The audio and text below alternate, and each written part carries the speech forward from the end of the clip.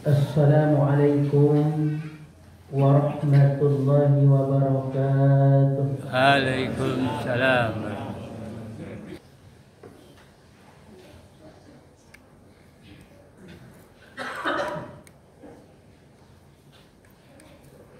Alhamdulillah. Alhamdulillahilladzi arsala rasulahu bil huda wa dinil haq liyuzhirahu 'ala ad-dini kulli wa kafa billahi shahida. Ashhadu an la ilaha illallah wahdahu la syarika lah wa ashhadu anna Muhammadan abduhu wa rasuluhu sallallahu alaihi wasallam la nabiyya ba'da. Amma ba'du inni usikum wa iyaya bittaqwallah faqad fazal muttaqun. Ya ayyuhalladzina amanu taqullaha haqqa tuqatih wa la tamutunna illa wa antum muslimun. Wa qalahu ta'ala fi kitabihil karim. Na'udzu billahi minasy syaithanir rajim. Bismillahirrahmanirrahim. Wa idza busyira ahaduhum bil untha zalla wajhuhu muswaddan wa huwa kazim yatawara minal qawmi min su'i ma busyira bi ayumsikuhu ala hulin am yadussuhu fit turab ala sa'a ma yahkumun. Sadaqallahul azim. Al-Quran surah yang ke-16 di ayat yang ke-58 dan ke-59. Kaum muslimin, bapak dan saudara hamba Allah jamaah Jumu'ah rahimakumullah, kembali kita aturkan puji dan syukur kepada Allah subhanahu wa ta'ala, Allah yang senantiasa melimpahkan rahmat, nikmat dan karunia-Nya kepada kita, sehingga dengan rahmat dan nikmat Allah yang kita terima dan kita rasakan, kita telah hadir di masjid yang kita cintai ini dalam rangka melaksanakan suatu kewajiban yang tidak bisa kita wakilkan kepada siapapun, walaupun kepada anak kandung sendiri, yakni melaksanakan sholat fardu Jumat secara berjamaah. Mudah-mudahan ibadah yang sudah kita kerjakan, ibadah yang sedang kita kerjakan, dan ibadah-ibadah yang akan kita kerjakan, ibadah yang diterima hendaknya di sisi Allah subhanahu wa ta'ala. Amin amin ya rabbal alamin. Kemudian marilah kita senantiasa berselawat kepada Nabi kita Nabi Muhammad sallallahu alaihi wasallam. Allahumma shalli ala Muhammad wa ala ali Muhammad. Mudah-mudahan dengan senantiasa memperbanyak selawat tersebut, kita termasuk orang-orang yang dapat syafaat di akhirat kelak nanti, yang ketika itu tidak ada lagi syafaat, tidak ada lagi pertolongan, tidak ada lagi bantuan kecuali dari amal ibadah yang kita kerjakan ketika kita hidup di dunia ini. Kaum muslimin jamaah Jumu'ah rahimakumullah, hari ini kita sudah berada di akhir-akhir bulan Rabiul Awal. Sebagaimana kita ketahui bahwa ketika kita berada di bulan Rabiul Awal, kita diingatkan dengan peristiwa kelahiran Nabi kita yang paling mulia, yakninya Nabi Muhammad sallallahu alaihi wasallam. Di mana-mana tempat orang memperingati tentang peristiwa kelahiran Nabi Muhammad sallallahu alaihi wasallam, tapi ada pula pendapat yang menyatakan bahwa Rasulullah tidak pernah menganjurkan untuk memperingati tentang peristiwa kelahirannya. Jamaah rahimakumullah, bila kita coba membuka buku-buku hadis, di dalam hadis memang kita tidak menemukan wahai umat Islam, peringatilah peristiwa kelahiranku. Jamaah, akan tetapi bila kita cermat mendeteksi sinyal-sinyal Al-Quran, melihat isyarat-isyarat makna yang ada di dalam Al-Quran, maka kita akan menemukan mengapa Nabi Muhammad SAW dilahirkan dan diutus oleh Allah ke permukaan bumi ini. Jamaah rahimakumullah, yang pertama sekali, kenapa Nabi Muhammad SAW dilahirkan ke permukaan bumi ini dan dia diutus oleh Allah sebagai seorang Nabi dan Rasul yang paling mulia di sisinya? Yang pertama adalah karena Nabi Muhammad itu dilahirkan untuk menjadi rahmat bagi seluruh alam. Allah menjelaskan di dalam surah yang ke-21 di ayat yang ke-107, "Wa ma arsalnaka illa rahmatan lil alamin," kata Allah, dan tidaklah kami mengutus engkau wahai Muhammad melainkan untuk menjadi rahmat bagi seluruh alam. Jamaah rahimakumullah, logikanya seperti ini. Andai kata Nabi Muhammad tidak dilahirkan, andai kata kita mungkin sampai kepada umatnya Nabi Musa, sampai di zamannya Nabi Musa, dan tidak ada dilahirkan Nabi Muhammad sesudahnya, maka rahmat itu tidak akan sempurna. Bayangkan saja, di dalam kitab-kitab Taurat itu diajarkan bahwa manakala seseorang melakukan perbuatan dosa besar, lalu dia ingin bertaubat kepada Allah Subhanahu wa ta'ala, baru dikatakan dia benar-benar bertaubat, bahwa sesudah bertaubat itu dia harus membunuh dirinya. Kenapa? Karena menurut mereka, orang-orang yang sudah bertaubat itu sudah suci dari perbuatan dosa, dan supaya perbuatan dosa itu tidak terulangi lagi olehnya sesudah dia bertaubat itu, maka dia harus membunuh dirinya. Inilah yang dijelaskan oleh Allah di dalam surah yang kedua di ayat yang ke-54. Jamaah rahimakumullah, lalu diutus Nabi Muhammad SAW. Dilahirkan Nabi Muhammad SAW membawa risalah Islam, mengajarkan wa man taba wa amana wa amila salihan fa ulaika yubaddilullahu sayyi'atihim hasanat wa man taba wa amana wa amila salihan fa ulaika yatubullah innallaha tawwabur rahim. Siapa yang terlanjur berbuat salah, kata Allah, lalu ia bertobat kepada Allah, lalu diiringinya perbuatan salah masa yang lalu itu dengan kebaikan yang masa yang akan datang, faulaika yubaddilullahu sayyi'atihim hasanat, maka Allah tutup kesalahan-kesalahan masa lalunya itu dengan kebaikan masa yang akan datang. Maka siapa yang bertaubat kepada Allah, dianya orang-orang yang beriman, itulah yang mereka bertaubat di sisi Allah. Innallaha tawwabur rahim. Sesungguhnya Allah itu yang maha menerima taubat sekaligus rahim. Yang pertama.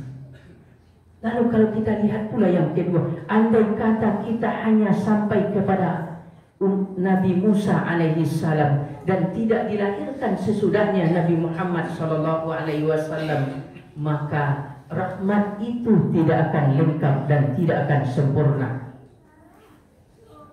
Di dalam kitab-kitab Injil diceritakan, di dalam ajaran kasih sayangnya diceritakan, manakala kepada kamu diminta baju, engkau serahkan juga gamismu. Manakala dipukul pipimu yang sebelah kanan, kasihkan pula yang sebelah kirinya ajaran kasih sayang. Jamaah rahimakumullah, apabila ini terjadi, maka kapan kita akan mempertahankan diri kita? Maka diajarkan oleh Islam dengan hukuman qisas. Walakum fil qisasi hayatun ya ulil albab la'allakum tattaqun.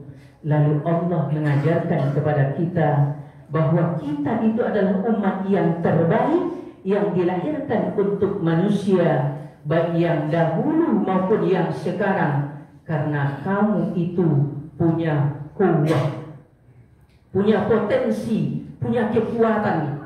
Kuntum khaira ummatin ukhrijat linnas ta'muruna bil ma'ruf wa tanhauna 'anil munkar wa tu'minuna billah. Al-Quran surah yang ketiga ayat yang ke-110. Kamu itu adalah umat yang terbaik yang dilahirkan oleh manusia Allah, baik yang dahulu maupun yang sekarang, karena kamu itu punya kuwah, punya potensi. Potensi kita yang pertama itu adalah ta'muruna bil ma'ruf, ajakan seruan kepada yang ma'ruf.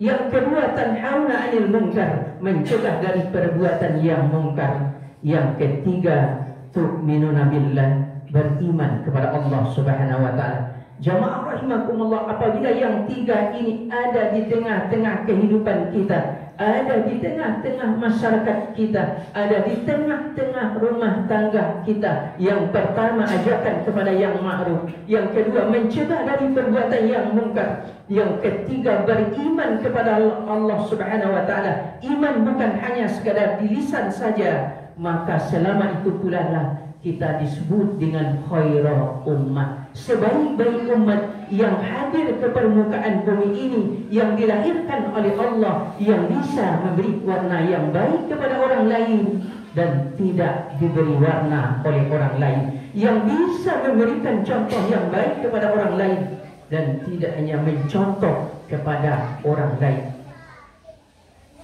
Ini yang pertama, menjadi rahmat bagi seluruh alam.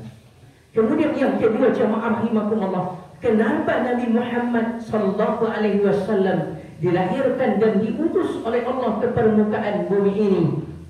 Yang kedua, karena Nabi Muhammad itu merubah kondisi dari kondisi yang disebut dengan jahiliyah kepada kondisi yang bertauhid dan berilmu pengetahuan. Minas sulumati ilan nur.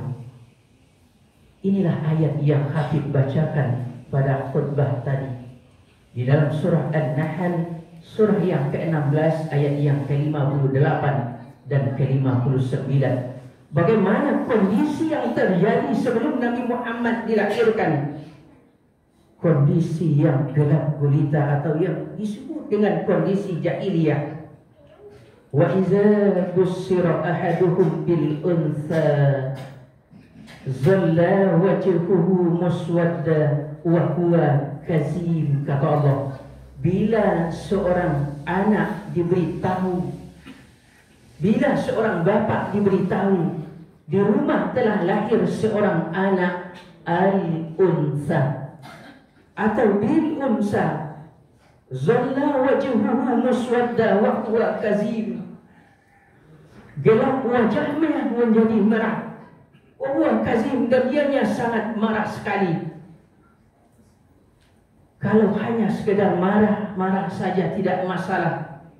Ayat yang ke-59-nya menceritakan, ya tawara minal qaumi min su'i ma bussira bi ayumsikuhu ala hunin am yadussuhu fit turab, kala Allah, ala sa'a ma yahkumun. Mereka lari jauh, berpaling dari kaumnya, min su'i ma bussira bi, karena buruknya berita gembira yang diberitahukan kepada mereka. Jamaah rahimakumullah, ketika ada anak perempuan yang terlahir, dia lari dari kaumnya. Kalau hanya sekedar lari saja tidak menjadi masalah, tapi apa yang terjadi? Dia kuburkan anak yang terlahir itu secara hidup-hidup. Ini kondisi yang terjadi ketika Nabi Muhammad terlahir. Padahal kalau mereka mau berpikir secara sederhana saja, bahwa yang melahirkan mereka itu adalah perempuan, dan mereka sendiri terlahir dari ibunya perempuan, tapi karena kebodohan mereka ketika itu, kalau ada bayi yang lahir dan bayi yang lahir itu perempuan, mereka kuburkan bayi tersebut hidup-hidup. Jamaah rahimakumullah. Tapi dalam kondisi jahiliyah abad modern ini, kalau dahulu hanya bayi perempuan saja yang lahir yang dikuburkan hidup-hidup, di zaman jahiliyah abad modern ini belum tentu jasadnya lagi, belum tentu jenis kelaminnya, entahkah laki-laki atau perempuan, maka sudah dibunuhnya secara hidup-hidup. Itulah yang disebut dengan kejadian-kejadian aborsi di abad-abad modern ini. Yang kedua, merubah kondisi. Yang ketiga, kenapa Nabi Muhammad dilahirkan? Yang ketiga, karena Nabi Muhammad itu diutus oleh Allah mengajarkan akhlak yang mulia.